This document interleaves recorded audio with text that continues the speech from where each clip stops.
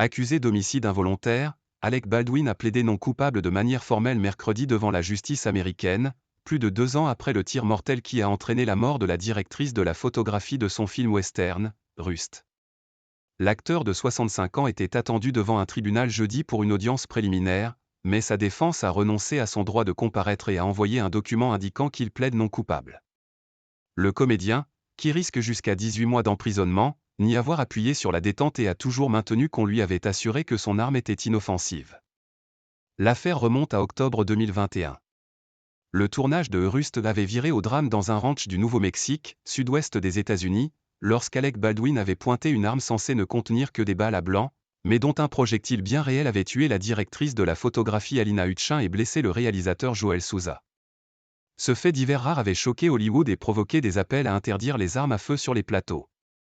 Mais il a également provoqué des soupçons d'amateurisme autour de cette production à petit budget. Certains comédiens d'Hollywood ont ainsi rappelé que la gestion des armes à feu sur un tournage faisait déjà l'objet de règles strictes.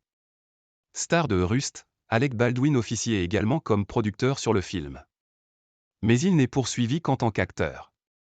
Sa défense réclame un procès rapide pour minimiser les risques de suspicion et de calomnie à son encontre, dans cette affaire marquée par de multiples rebondissements et faiblesses du côté de l'accusation.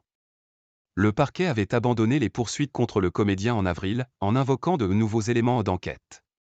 Le Los Angeles Times avait expliqué ce revirement en révélant que le pistolet aurait été modifié avant sa livraison à l'équipe de tournage, augmentant ainsi les chances qu'un tir intempestif se produise.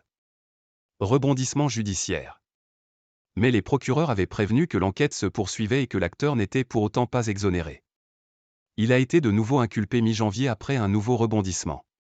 Selon le magazine Variety, une nouvelle expertise de l'arme en cause, réalisée cet été, a conclu qu'elle n'avait pu se déclencher que par une pression sur la détente.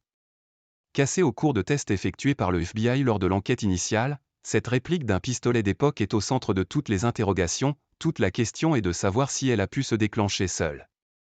Le syndicat des acteurs SAG-AFTRA a récemment critiqué les poursuites à l'encontre de M. Baldwin, qu'il estime fondées sur une évaluation incorrecte des fonctions réelles d'un acteur.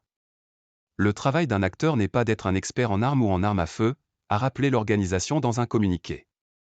Les armes à feu sont fournies pour être utilisées sur le plateau sous la direction de plusieurs professionnels experts directement responsables de l'utilisation sûre et précise de cette arme à feu.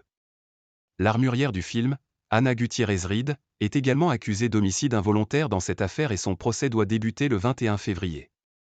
Lors de l'enquête initiale, les policiers ont conclu que c'est elle qui avait mis la munition dans l'arme utilisée par Alec Baldwin, au lieu d'une balle factice. L'enquête n'a jamais déterminé comment des munitions réelles avaient pu se retrouver sur le tournage, où seules des balles à blanc sont autorisées. En mars dernier, le premier assistant réalisateur du film, Dave Hall, a écopé de 6 mois de prison avec sursis, après avoir accepté de plaider coupable. Il avait tendu le pistolet au cœur du drame à M. Baldwin, en lui assurant qu'il n'était pas dangereux. Le tournage de Rust a depuis repris et été complété dans le Montana, avec le veuf de Alina Hutchin, Matthew, en tant que producteur exécutif.